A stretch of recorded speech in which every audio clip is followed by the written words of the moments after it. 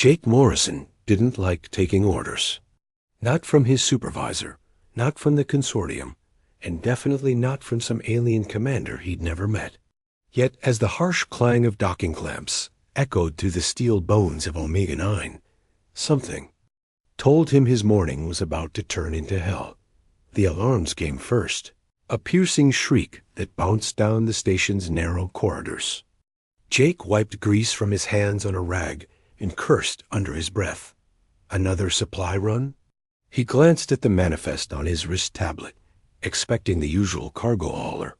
What he saw instead made him blink twice. Valyrian insignia. His stomach dropped. Valyrians didn't come to places like this. Not to remote mining outposts that chewed up rock and spat out minerals in silence. They were tacticians, warriors, their fleets known across the galaxy. Their presence here felt like a storm rolling in on a clear day. By the time Jake reached the docking bay, half the crew had gathered near the observation panels. The sleek Valyrian craft shimmered like liquid metal as it clung to the airlock, small but undeniably lethal. He shoved through the cluster of engineers, his boots ringing against the deck. If someone needed to handle this, it might as well be him. The airlock cycled with a hiss of pressure release. Steam curled across the deck as the hatch split open. And out she stepped. She couldn't have been more than 4 feet tall. Slender, almost delicate, her silver blue skin gleamed under the harsh lights, and her jet-black hair was bound tight against her skull in a style that spoke of precision, of discipline.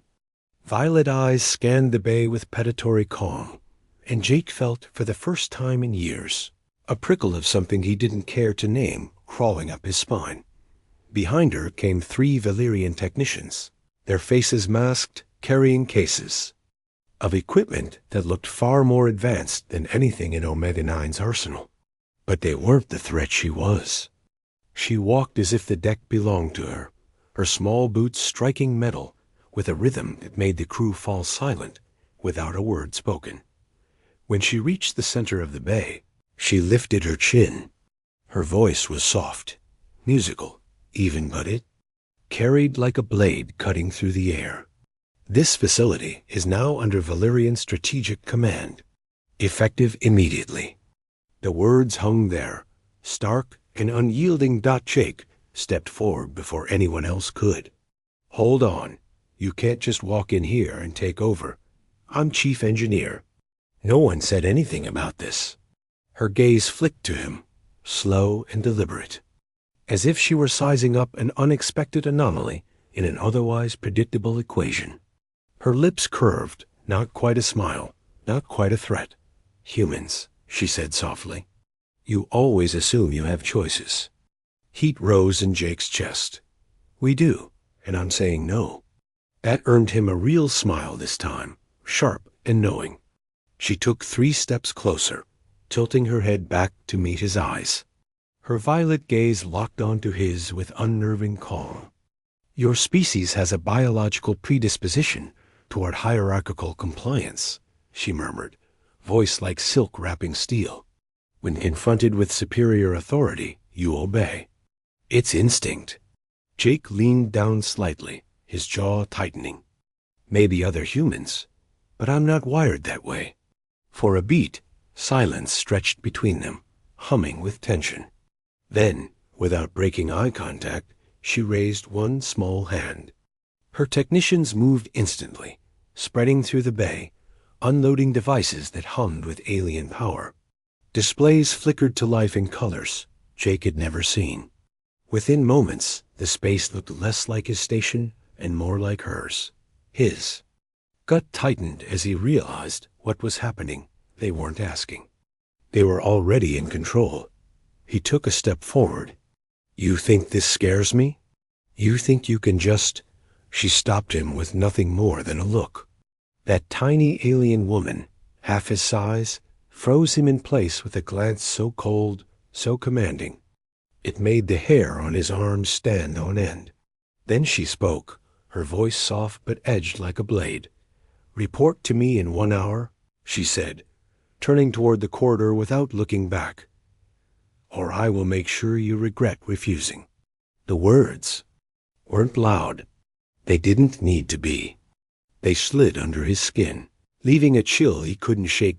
Jake watched her disappear into the station, her compact frame swallowed by shadows. He stood rooted to the deck, fists clenched, heart pounding in a way that had nothing to do with fear, at least, not entirely. And all he could think was, what the hell just walked into my life? Jake Morrison hated being predictable. And yet, 1 hour later, he found himself standing outside Engineering Bay 3, jaw tight and heart hammering harder than he wanted to admit. He told himself he was only here because the station was his responsibility, because if these Valerian newcomers started tearing into systems without his oversight, Omega-9 would be in pieces by the end of the week. That was the excuse. The truth was far more unsettling. Part of him needed to see her again. The bay doors slid open with a hiss, and there she was, Commander Shurather. No military jacket this time, just a form-fitting black bodysuit that moved like a second skin across her compact frame. She stood on a maintenance platform, haloed by pale blue light from a holographic display. Power grids, heat maps, and mining algorithms hovered in the air like ghosts. Her violet eyes tracked the data with sharp precision, and when she spoke, it wasn't to greet him. "You're late."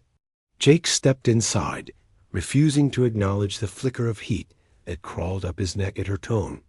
"By 90 seconds, he muttered, grabbing a toolkit from the wall. "I was busy making sure your people didn't dismantle something important." "They wouldn't," Shira replied calmly, never looking up. "Valerian technicians do not make mistakes." Jake snorted. "Right. Must be nice living in a galaxy where you're always right." Her eyes finally lifted, pinning him with a look that was both amused and infuriatingly confident. "It's not about being right, Jake Morrison. It's about being better." She gestured to the glowing diagrams. "Your power grid wastes 37% of its potential output because you route secondary conduits through outdated converters. This is inefficient." Jake bristled, though part of him knew she was right. Those converters have been running fine for 5 years. No failures. Shira stepped down from the platform, moving with the kind of effortless balance that made him think of a coiled predator. When she stopped in front of him, he realized just how small she really was. Her head barely reached his chest. And yet, somehow, she filled the entire room with presence.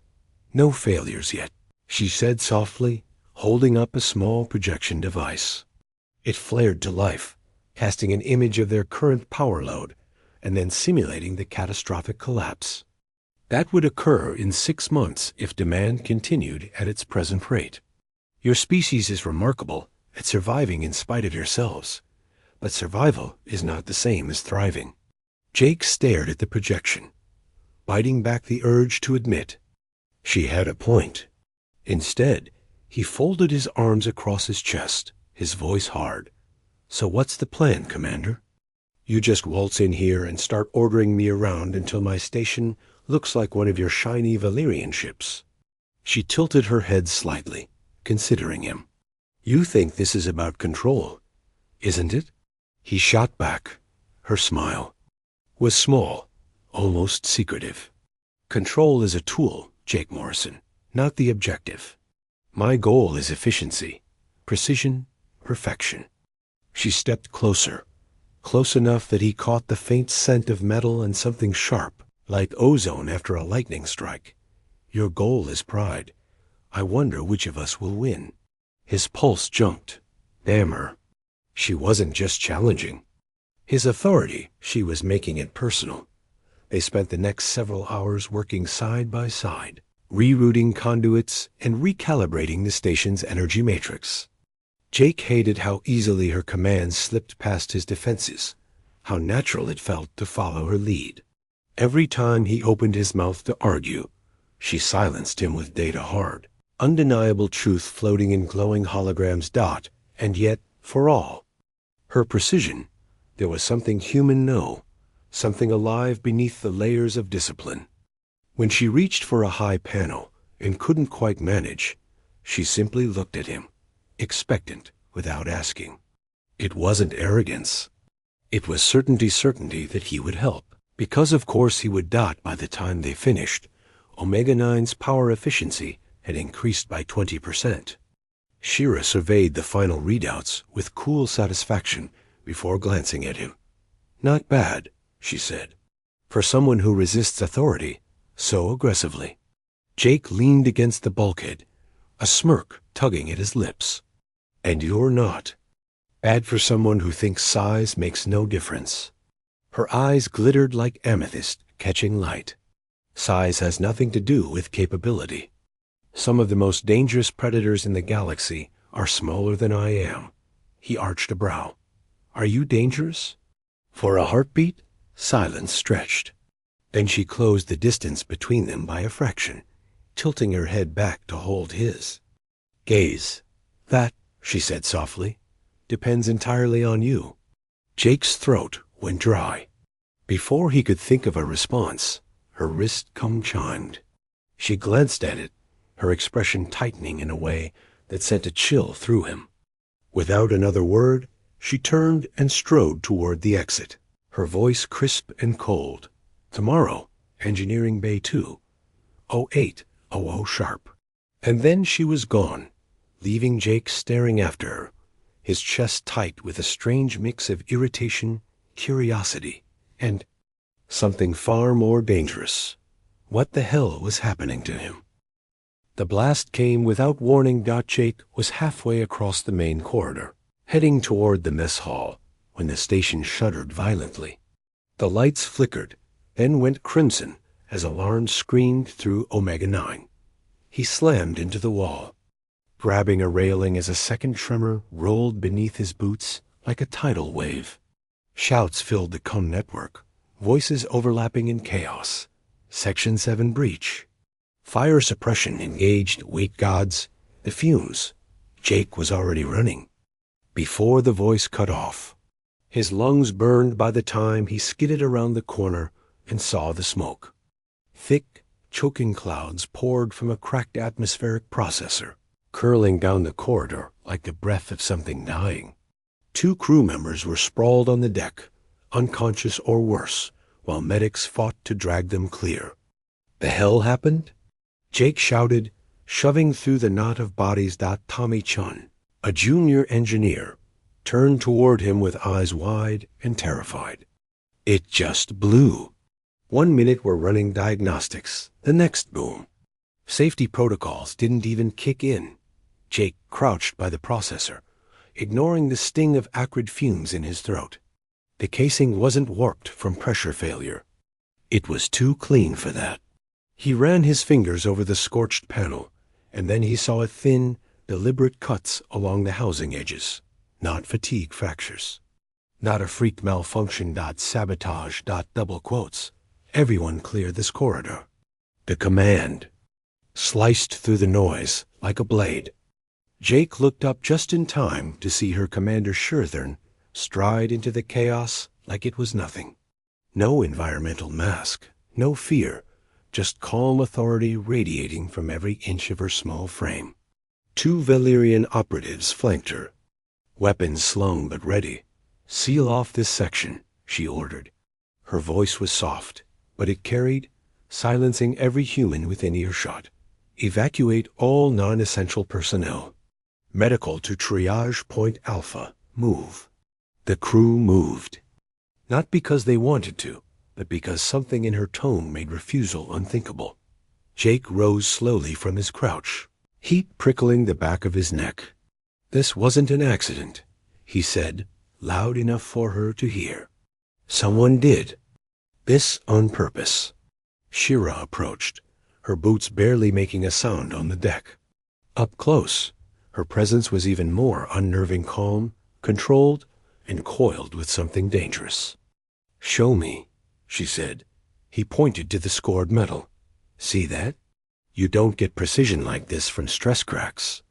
Whoever did this knew the system inside out. They bypassed every failsafe. Her violet eyes flicked over the damage.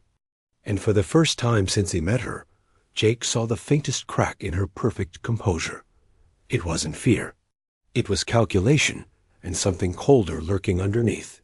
She straightened slowly. "Draconian signature," she murmured, almost to herself. Then louder, "Jake, with me." He followed her down a side corridor, away from the others, his pulse spiking at the steel in her voice. When they ducked into a maintenance alcove, she turned on him with eyes that seemed to glow in the dim light. "The Draconian Empire has infiltrated your crew," she said, her voice a whisper edged in ice. "This patterned deliberate system compromise followed by chaos. This is their opening move. If they're here, their fleet isn't far behind." Jake stared at her, stunned. "You're telling me those bastards are already on the station?" "Yes." She began typing on her wrist console, her fingers a blur. Holographic maps bloomed in the air, between them schematics of Omega-9, every access point marked in pulsing red. "They'll try to collapse your chain of command, disable life support, and signal their ships before you realize the threat." Her eyes snapped to his. "We have hours, maybe less." Jake swallowed hard, his mind racing. "Then what's the plan?" Her lips curved not in humor, but something sharp and deadly. "Protocol 7? He didn't like the sound of that. "Which is total lockdown.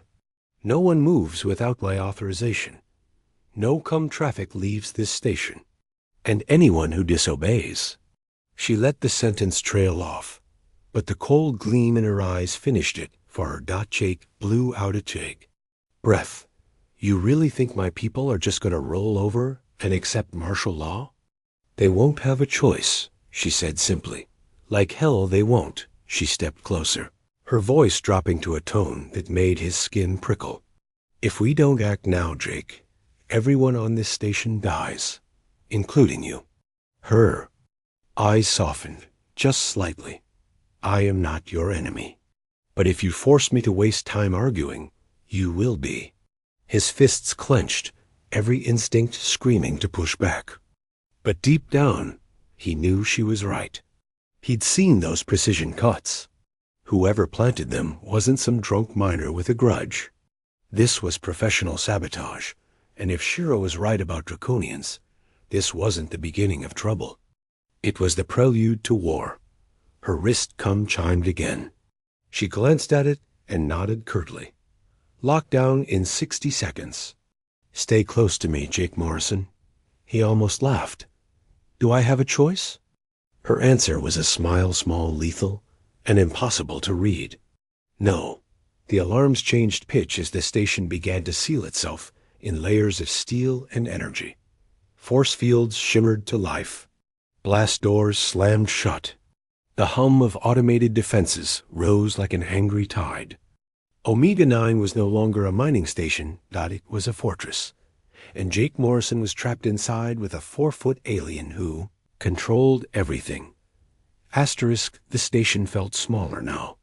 Quieter, too, though the silence wasn't peace. It was tension, heavy, and brittle, like glass under strain. Blast doors sealed every major corridor. Force fields shimmered faintly at choke points. Even the air seemed thicker, carrying the electric hum of defense grids powered to lethal capacity. Jake stood in the dim glow of Engineering Bay 2, watching the lock indicator flash from green to red. He'd never seen Omega-9 like this.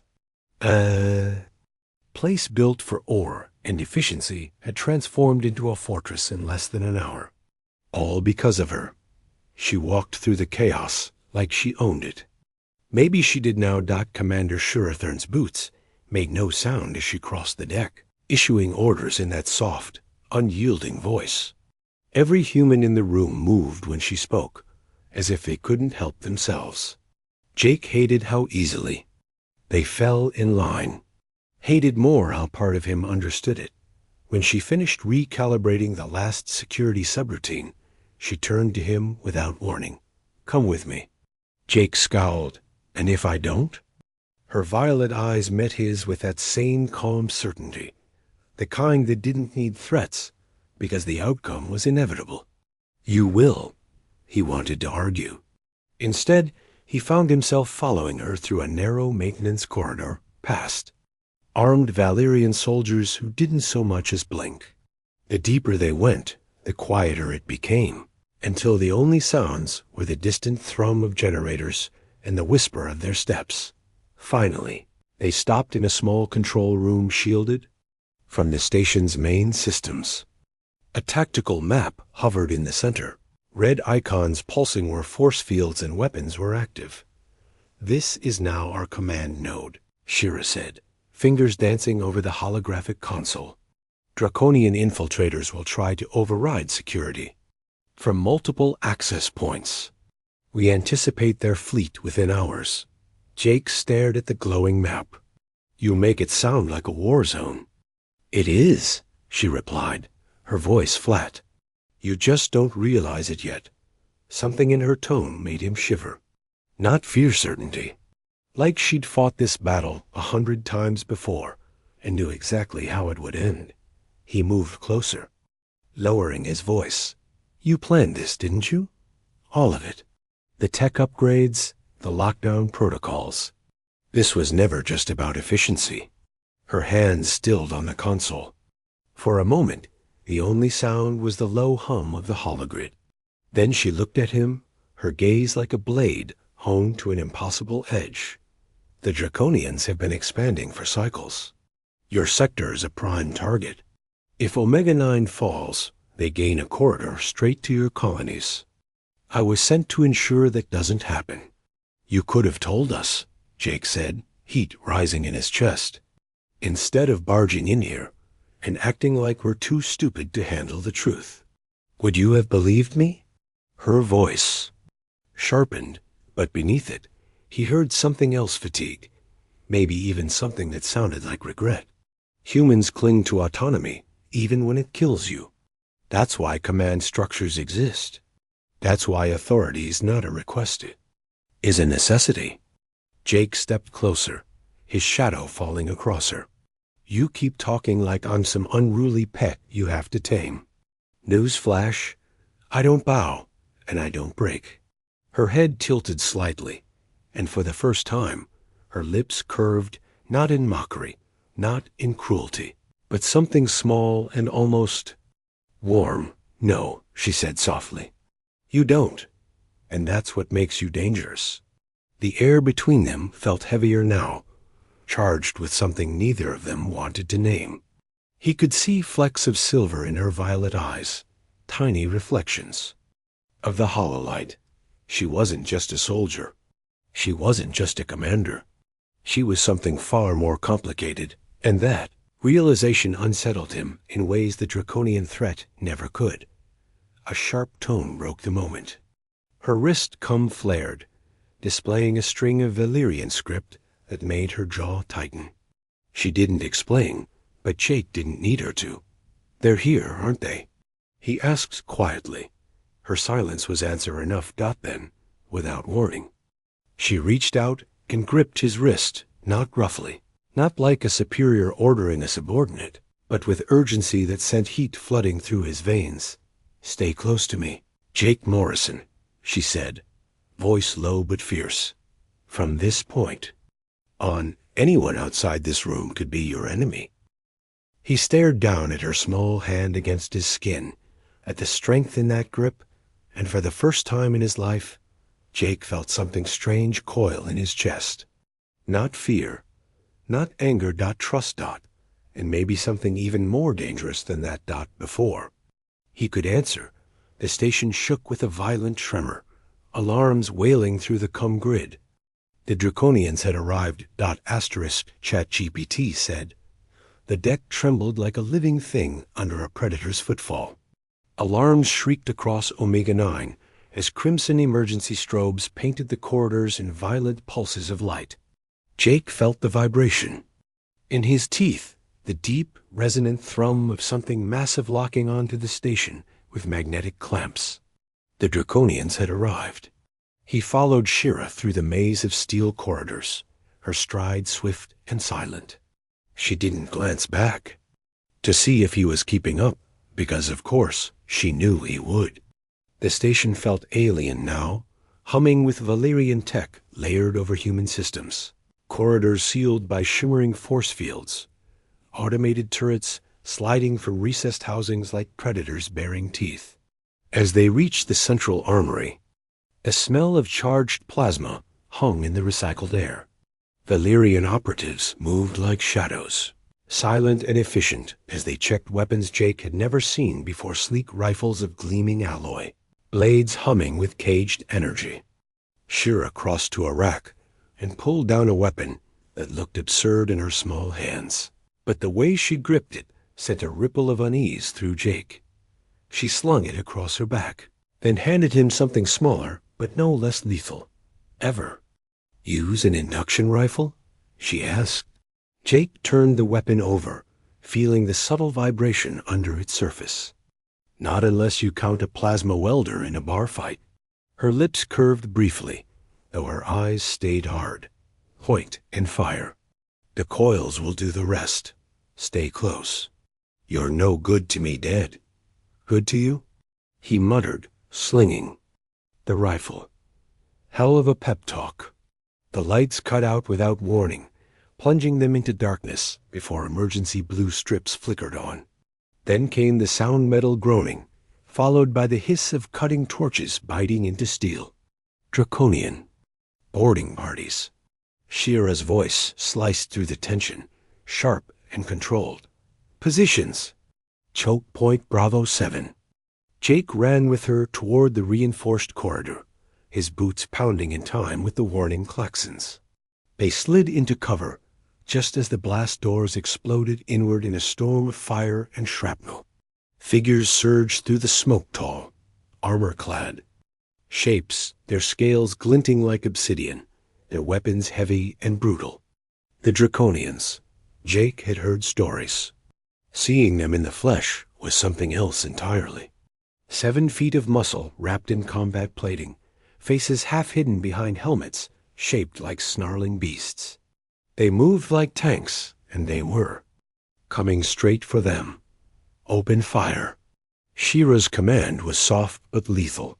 The corridor erupted in chaos. Plasma bolts shrieked past Jake's head as he slammed his rifle to his shoulder and squeezed the trigger. The weapon bucked, spitting arcs of molten blue that tore into the nearest Draconian, punching holes through armor that should have been invincible. And then he saw her. Shira didn't fight like anyone he'd ever seen. She moved like a blade of living light, weaving through the storm with impossible grace. One moment she was a silhouette against the muzzle flashes. The next she was inside their formation, her weapon spitting death in precise bursts.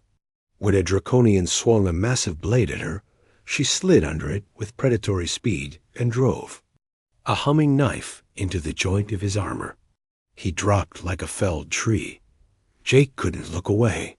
For all her size, for all her soft voice and calm words, she was a storm contained in flesh, a predator wearing elegance like a disguise. Jake!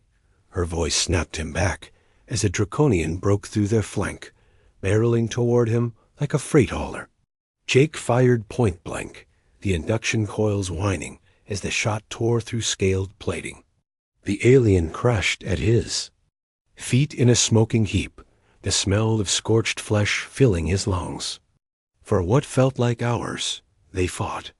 When the smoke cleared, the corridor was a graveyard of broken bodies and glowing metal. Jake leaned against the wall, chest heaving, his rifle smoking in his hands. Around him, Valerian operatives moved to secure the breach. And in the center of it all, calm as if the battle hadn't even happened, stood Shira. Her bodysuit was spattered with dark blood that wasn't hers, her weapon hanging loose in one hand, violet eyes glowing faintly in the emergency light. You, Jake swallowed hard, words sticking in his throat. You're not just some commander, are you? She looked at him, and for the first time, he saw the truth, not arrogance, not command. Something older, harder, a lifetime of battle compressed into that compact frame. "No," she said simply. "I am Sherathern of the Valerian Strategic Command, veteran of 17 campaigns, holder of the Platinum Star for Valor under fire." She took a step closer, her voice dropping low. "And right now, Jake Morrison, I am the only thing keeping you alive." Another tremor ripped through the deck. Her gaze flicked toward the tactical readout on her wrist, and her expression darkened. "They're sending another wave," she said, "and next time they'll bring heavy armor." Jake tightened his grip on the rifle, his pulse thundering. In his ears, "And what's the plan?" Her eyes met his, and in them he saw something terrifying and undeniable, a warrior who would burn the stars themselves to hold the line. "The plan," she said, turning toward the blast doors as the sound of cutting torches began again, "is to make them wish they never came." And as the sparks rained down from the breach, Jake realized something deep in his bones. Size didn't matter. Rank didn't matter. The only thing that mattered was surviving the next hour, side by side with the most dangerous woman he'd ever met. Asterisk, the deck was bleeding power. Jake could feel it in the low hum under his boots, the sickly flicker of lights as systems strained. Against the constant barrage hammering Omega-9, the Draconians had doubled their assault, pounding the station with orbital cannons that made steel scream like wounded flesh. And yet, amid the chaos, her voice remained calm, unyielding. "Shields at 19%, Shira reported, eyes locked on the tactical holla. The glow painted her silver-blue skin in ghostly light, outlining the elegant sharpness of her features. "Next impact will breach core sectors." Jake slammed a fist against the console. "We can't keep trading blows. They've got the tonnage and the guns. We're a mining station, for God's sake, not a warship." Her gaze cut to him, calm and sharp as a vibroblade. "Do you have an alternative, Jake Morrison? Because the only plan left is overload the fusion core. Take them with us, and hope the explosion buys your colonies time." The words landed like a punch. Suicide. That was her fallback plan? No. He shook his head, jaw tight. "There's another way." She arched a brow, one elegant ridge of blue against the hollow's glow. "Enlighten me." Jake's fingers flew over a side panel, pulling up schematics he knew by heart. "The mining lasers, we use them to carve through solid asteroid rock, kilometers thick. If we reroute enough power, crank the emission frequency to maximum, we could punch a hole clean through a Draconian flagship." Her eyes narrowed. "Industrial cutting arrays are not designed for. They don't have to be designed for." He cut in, voice sharp with desperate conviction. "They just have to fire once. One shot straight to their command ship. Take it out, and the rest of their fleet scatters." For a moment, silence stretched, filled only by the distant rumble of impact tremors. Then Shira stepped closer, studying the schematic, her violet eyes bright with something dangerously close to admiration. "Power requirements?" Jake exhaled, rubbing a hand over his face. "Everything. We drain shields, life support, even gravity if we have to. It'll fry the entire grid in one blast." "Leaving us defenseless," she murmured. "Leaving us alive," he countered. "If it works." Her lips curved not quite a smile, but something fierce and electric. "I like impossible odds." They moved fast after that. Jake crawled through maintenance tunnels barely wide enough for his shoulders, rerouting conduits, and forcing stubborn systems into compliance. Shira stayed close, her small frame slipping through narrow shafts like water, her voice steady in his earpiece as she called out readings and adjustments.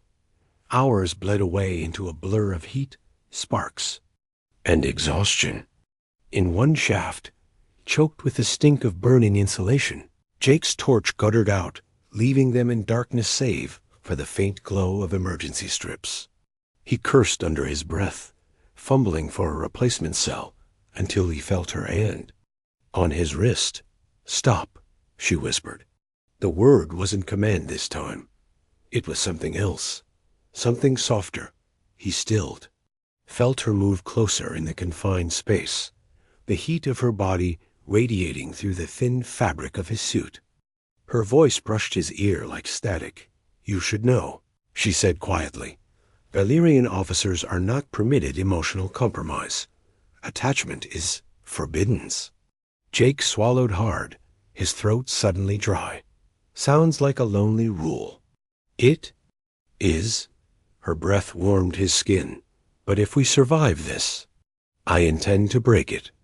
Before he could think, before he could stop himself, he turned, finding her in the narrow dark by instinct alone. Their foreheads brushed first, then lips. The kiss was brief but burning, a spark struck in the heart of a storm. When they parted, her violet eyes gleamed like molten metal in the dim light. "Now," she said, voice steady but threaded with something dangerous and new, "let's finish this." They reached the final junction with minutes to spare. Jake rerouted the last conduit, sweat slicking his back as he slammed the override key into place. The station shuddered under another impact shield's gone now, bare steel taking the hits. "Transfer complete," Shira reported from the access panel. "Array primed." Jake wiped his hands on his suit, heart pounding. "Then let's light these bastards up." Her wrist chimed with a proximity alert. The Draconian flagship was closing, its weapons hot. They had one chance. "One shot, Jake," she said softly. He looked at her and saw not a commander, not a Valerian, but the woman who had just promised him a future, even if it was carved from the edge of oblivion. "Fire," she whispered. The mining lasers roared like gods awakening. A single beam of blinding energy lanced through space, hotter than a star's heart, and punched clean through the Draconian flagship's core. For a breathless moment, there was silence. Then the ship bloomed in a fireball that turned night into day, its shockwave rippling across the void as the rest of the fleet scattered like startled prey.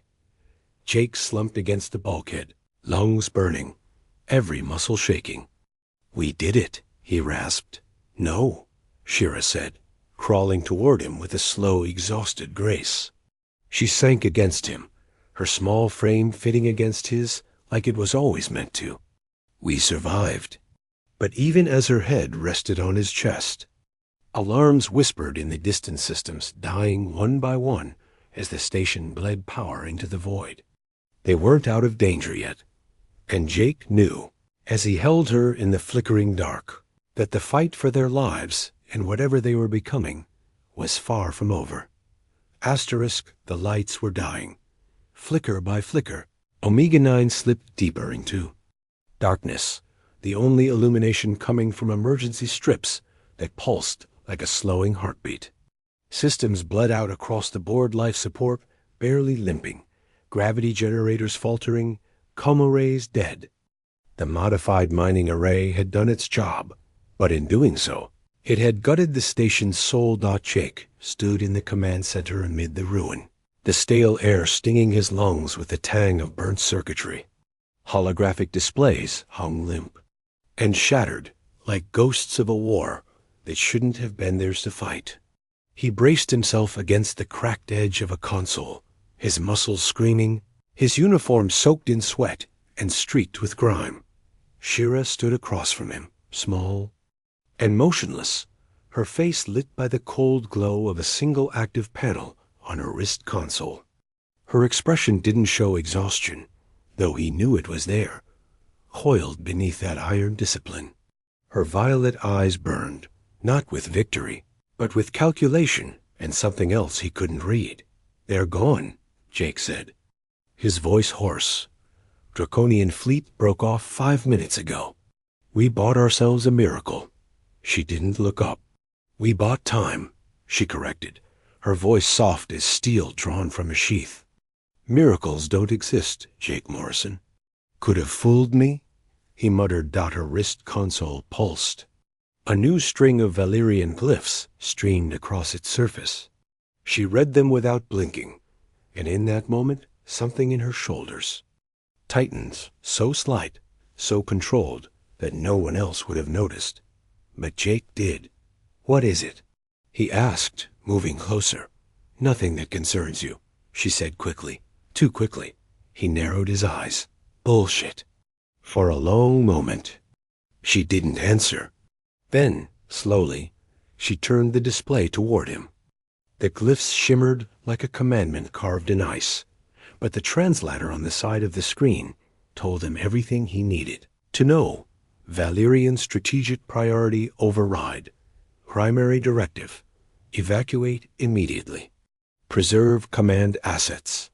Human crew deemed non-essential. Jake felt the words like a blow to the gut. "They're ordering you to leave us?" She deactivated the display with a flick, the light dying like a snuffed flame. Her voice was calm, almost detached. "Extraction craft will arrive in 6 hours. If I follow protocol, I leave with my team and secure assets." Jake stared at her, anger spiking like a live wire. "Protocol? After everything we just did?" "After everything he broke off, the weight of the last few hours pressing against his chest like a physical thing. "The tunnels, the kiss, the promise. You're really going to walk away?" Her eyes met his then, and for the first time since it met her, the mask cracked. Not much, just a fracture, but it was enough. Enough to see the war behind her calm, the split between duty and something far more dangerous. "I should," she said softly. "I should follow orders. It's who I am. It's what I was made to be." Her voice faltered, just for a heartbeat. "But then you happened." Jake swallowed hard. "So, what does that mean?" Her fingers trembled just once as she brought the console back to life. The glyphs flared again, bright and cold. And then, with a deliberate motion, she wiped them, deleted the order, erased it like it had never existed. "It means," she said, stepping close enough for him to feel the heat of her breath, "that if I burn for this, I burn on my terms." The weight of those words slammed into him harder than any explosion. Jake reached for her, his hands closing around her narrow shoulders, pulling her against him as if the station itself were trying to tear them apart. Her forehead rested against his chest, and for a moment there was nothing but the sound of 2 ragged heartbeats struggling in sync. "Shira," he whispered. Her voice was muffled against him, but steady. "Omega-9 is dying. Reinforcements won't arrive for 12 hours, maybe more. If we don't stabilize life support, this victory becomes meaningless." Jake pulled back just enough to meet her eyes. "Then let's fix it." Together, they moved through the wreckage of the command center, their steps echoing in a silence that felt heavier than any noise. The station groaned like an old ship at sea, bleeding atmosphere in whispers, its veins of power nearly empty. Every panel they passed was dead or flickering, systems collapsing one by one. They worked in near darkness, splicing what they could, cannibalizing subsystems to feed life support. Jake's hands shook with exhaustion, but every time he faltered, Shira was there, calm, sharp, relentless. And every time her small hand brushed his, every time her voice cut through the static in his brain, he felt something stronger than fear holding him upright. Hours crawled by. The air grew thinner, the lights dimmer. But finally, the low hum of the life support grid steadied, and a whisper of clean oxygen curled through the vents like a promise. Jake sagged against the wall, letting out a breath he didn't have to ration anymore. "We did it?" Shira turned toward him, her face streaked with grime, her bodysuit torn and burned at the edges. And yet, somehow, she had never looked more alive. "No," she said, her voice soft. "You did it, humans?"